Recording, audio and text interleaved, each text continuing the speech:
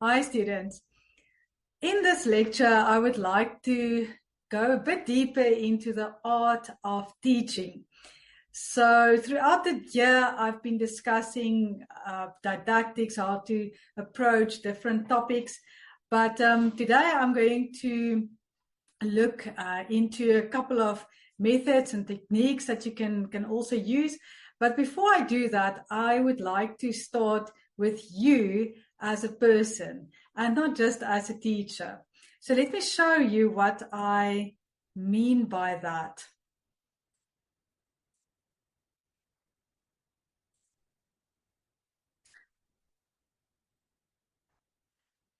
Okay, so first of all,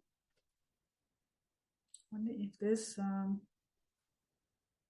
hope this is not, the control bar is over my presentation here.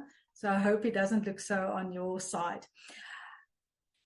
So first of all, I would like to look at how to manage yourself, how to cope with your own emotions when you are teaching, and particular, how to deal with self-doubt, which I think is so common among musicians.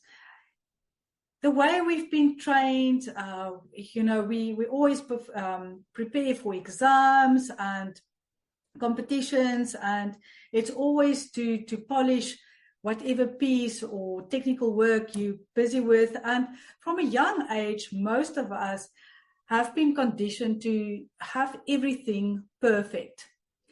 And yes, things need to be close to perfect, or as close as possible, but having things perfect, or if it's not perfect, doesn't reflect on who you are as a person. And I want you to know this.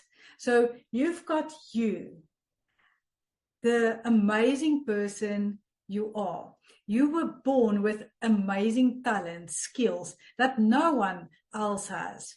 Yes, they also have it, but you've got your unique way of bringing it to the world. So you've got that. You were born with it. And I want you to trust that. So this comes from a PGCE music student. I want to become more knowledgeable and trust myself in my teaching to achieve confidence in my ability as a musician and as a teacher. I keep doubting myself. I often struggle with comparing myself to other musicians, and that is one of the things I believe that I need to unlearn, because they end up making me feel inferior than them and end up doubting what I have been taught and what I know as a teacher and a performer. And I'm sure many of you can relate to this. Okay. And I promise you, we all actually have that negative little voice inside of our heads. And it's all about how much attention we pay to it. So I'm going to just discuss a couple of things that can maybe help you in that aspect. Okay, so how do we overcome self-doubt? So ask yourself, who is talking? So we have this judge, this ego inside of us that's always trying to convince us that we're bad and we're not good enough, and there's something wrong, something lacking inside of us. Whereas the gentle, real soul you goes, its approach is completely different. It comes from a place of love and support and wanting to you to succeed in life. Okay, so that's the first thing. So if it doesn't feel good, well, that's what I do. If it doesn't feel good, if it's breaking me down, I know it's coming from the ego. Whereas if it feels good, you feel safe, you feel grounded, it's coming from the real soul you. Okay, so the solution there is to take it from who it comes. That's the first thing. Then if you doubt yourself, or you feel inadequate, or that others know more, are better at teaching than you, tell yourself, the ego or the judge tells me that. Okay, it's not me saying that. Okay, it's this little voice. Okay, so you're discrediting this critical voice inside of your head. Then a good thing is to do daily affirmations, and you'll see a bit later why I specifically say this. So, I mean, there are many affirmations. So what do you need? Okay. So good ones to start with is to actually look yourself in the mirror and say, I love you, I accept you. Okay. We're not used to those words. We're not used to speaking gently to ourselves. Okay, so that's a great start. You might have to say that you're sorry, ask yourself for forgiveness there, because you are beating yourself up, you are being hard on yourself. Okay, the next thing, stop comparing yourself to others. How do we do it? You literally stop yourself. When you find yourself in compare mode, you stop and you focus on something else. I'll also go into a bit more detail there a bit later. Then master what you feel uncertain about. Okay, so when that voice is true, when you genuinely know there's something that's lacking. Okay, then you go and you learn more. Then celebrate past achievements. Okay, like really celebrate. How much time do you spend with negative self-talk, listening to that, versus cheering yourself, like, oh my gosh, this is amazing what you achieved here. And even though it was difficult, even though you got 90% and not 100%, you still got 90%. Actually, you still did great. You achieved more than a lot of other people. Okay, so positive self-talk there. Then practice self-love, like I said, to be kind to yourself. And I want to really challenge you on this one, to go and stand in front of the mirror. You can verbally say this, just say these words, look yourself in the eyes and say, I love you, and see what it does. Feel the emotions that come up, and they might be negative actually. And you might feel uncomfortable saying that to yourself, okay? But loving others, remember that it's you can only love others if you love yourself. You first need to put on your oxygen mask before you can help other people. Okay, then get to the root. When did you first start doubting yourself? Was it your first exam or Eisteddfod? Was it your parents, maybe teachers being super critical? Remember, it's only a memory. Okay, so what I'm trying to say here is, if you find that place where you first started doubting yourself, or where your confidence took a tumble, then it's possible to go back to the time before that, where you didn't doubt yourself, where you were more gentle with yourself. Okay, so then you realize, but this is just a memory. This is just a voice in my head that I kept on feeding, and it got bigger and bigger and bigger, and it's actually not true. Then see your past mistakes as opportunities to learn and grow. Don't see them as a failure. Okay, so what can I learn from this? How can I grow? Remind yourself that other people are just as imperfect as you and probably feel the same way as you. Now, I've mentioned this earlier in the year that I'm a life coach, and everything that I'm basically telling you now is all coaching. It's all stuff that I'm telling my clients. And if there's one thing that I've realized in the years I've been a coach, it's that we all have this same voices in our heads, and it just depends whether you're going to buy into them or if you're going to say, well, it's just a voice. But it's my choice in terms of whether I'm going to believe it or not. Then to break the habit of self-doubt or any other negative emotion, I'm going to just explain something about your brain.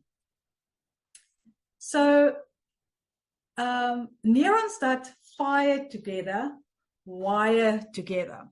So there you can see a picture of a neuron. So you have a message, a signal that's traveling down your neurons. Okay, so it's neural pathways.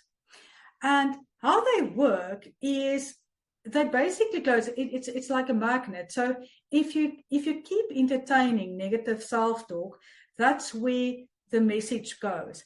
And every time you have that negative self-talk, it wires together with other neurons that are also negative. Okay, and they actually get that they add extra negative stuff and messages to that, and it gets stronger. That pathway gets stronger and stronger and stronger. So if you take a stick and you're going to draw a line on the ground and you go over and over, so there's a flat surface. Initially there's a flat surface.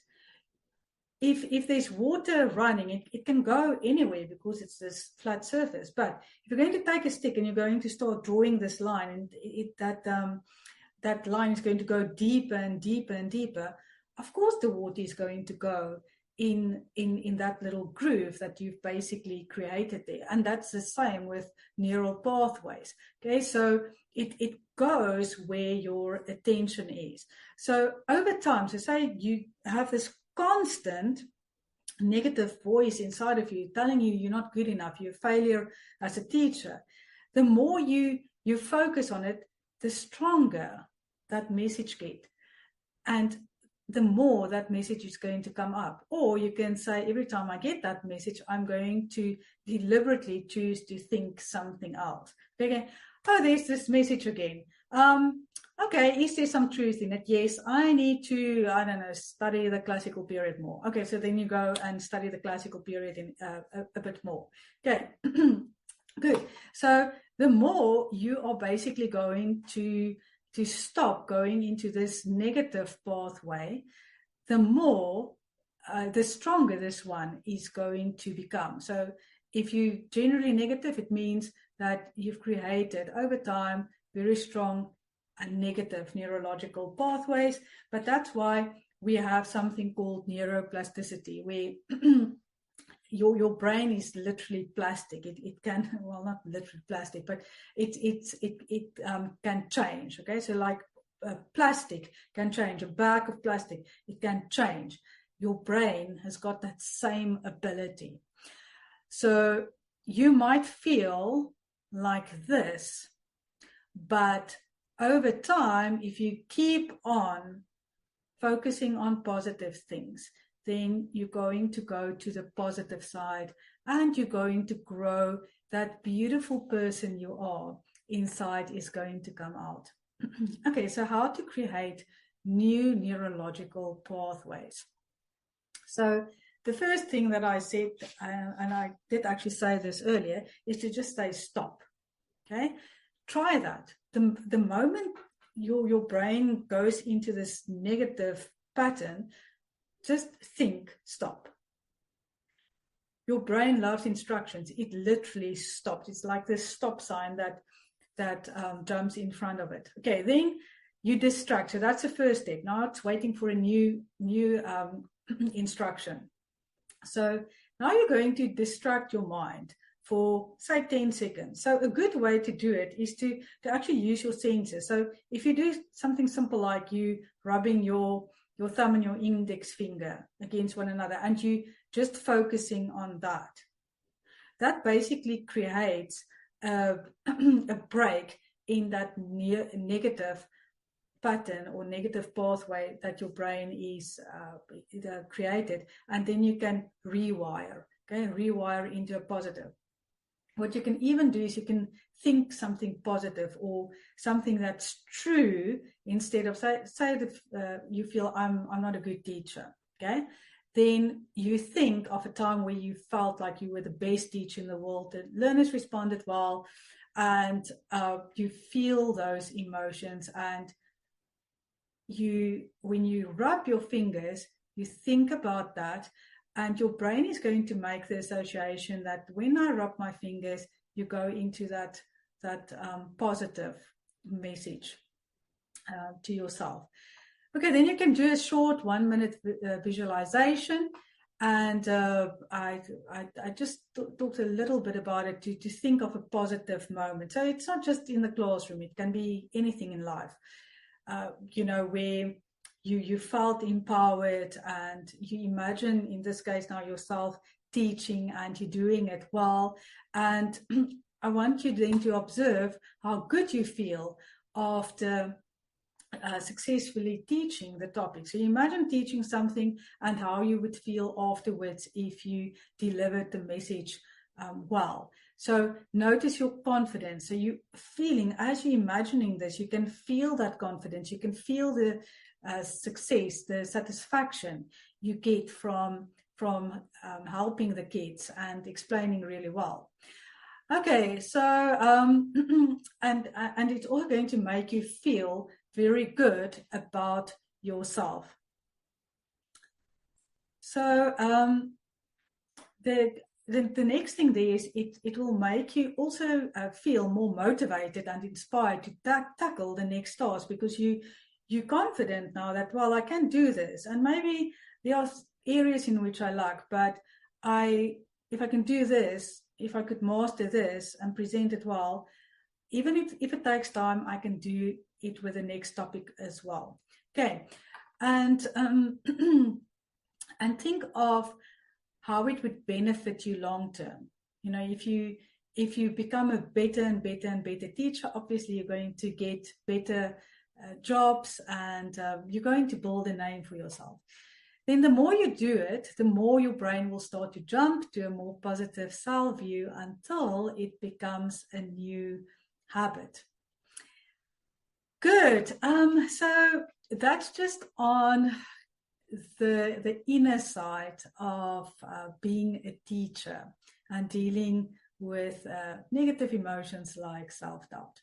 Now let's look at the classroom. I'm just going to stay in this view because, like I said, my toolbar doesn't seem to be able to move away when I'm putting it in full screen mode. Okay, so how to teach a concept in a systematic manner so that learners will actually understand it. Okay, so this is the art of teaching. So we've dealt with the personal element when it gets to teaching, and now we're looking at the real art in the class. Okay, so again, I've told you this during the year, but ask yourself what's prescribed for the grade. Okay, especially if you're a novice teacher, just look at gaps and see what's prescribed. That's it, and stay in that framework. Then keep the advanced form of the concept in mind when you choose your method. Never start with an approach which will later confuse the learners or that needs fixing, because then you're really just going to confuse them. So if you present intervals, I've talked about this, if you count in semitones, if you work out intervals in semitones, will that really be an efficient way all the way when you get to compound intervals? Okay, so that's what I'm saying. So will this method be the simplest way for learners to work out whatever concept? Then also be creative and learn different methods to get to your goal. You're working with learners that have different learning styles. So some learners will understand things in a certain way and others will need a different approach. Okay, so enjoy teaching. And, you know, as you teach, it's happened so many times in my own life where you see you're just not getting through to a particular learner, and then you get that light bulb moment, and an example just pops into your head, and you find a different way for the learner to understand what you are trying to teach them. Okay, then keep it simple. What is the easiest way I can explain this without making it too complicated and going into too much detail? So yeah, if your explanation starts to unfold in this never-ending thing where you need to crisis manage everything you've said and explain why you said something earlier, you need to rethink the way you're approaching it. Okay, and then dealing with learners at different levels in one class. And now that can be challenging. So this is what I find quite useful. So teach your learners in such a way that they will eventually be independent. Okay, make them hungry, teach them independence. Okay, and to be curious about the work, about figuring out how a topic works, how life works, everything works. Okay, teach them to be curious. Yes, I said that. Think for themselves and figure out things by themselves. Okay. The best teachers are those who show you where to look but don't tell you what to see. Okay. Then a method I can also suggest is you start with your beginners and you explain the basics, basically what's required in CAPS, and leave some time for questions, give the learners an activity to complete, and while they're completing the activity, you move on to your learners who are more advanced. Then this is also a very good idea, is to allow your learners to teach. If you want to learn something, you read about it. If you want to understand something, you write about it. If you want to master something, you teach it. And I do that just with everything in my life. You know, when I start learning a new language, before I know it, I start teaching other people about the language. Because the moment you do that, you're strengthening your own knowledge and understanding. It shows you what you understand and what you don't understand. Then another thing, or the method there would be, is for your advanced learners to teach your beginner learners. They've been taught by you. So they have a solid foundation. You feel confident in their foundation, that they actually really understand the work. You know their marks. You know if they have a solid comprehension of it, and they would obviously imitate you. I mean, I've seen in the classes you presented to me how you are imitating me. Like I think back to the way I explained interval, and to see how you also did it, and it worked. And the response, I'm sure when you do that with your learners, it is a good response. They get what you're saying. Okay, so they're also going to copy you. Good. So this will help them as well to master the topic and become aware of things they're not sure of. It will help them to think systematically in terms of how to teach, and that would also boost their confidence. Okay, so to some extent, you're in the same boat there if you're a new teacher. Okay, and then while your advanced learners teach your beginners, then you can work with the intermediate learners and give them work to complete, and then you can move on to your advanced learners again. Okay. A good approach is also, and this is my last thing here, last point, is to appoint tutors.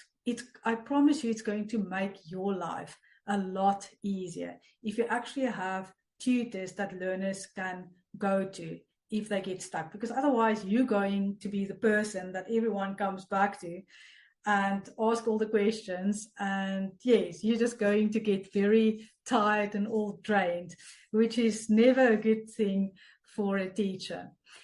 Okay, so let me just quickly stop sharing my screen here. This was our final lecture for 2023.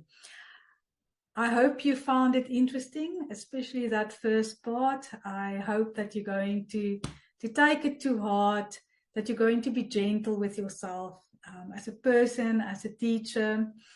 And I'm wishing you all the best with the rest of the year's studies. May it go well. And I'm looking forward to seeing all those beautiful graduation pictures.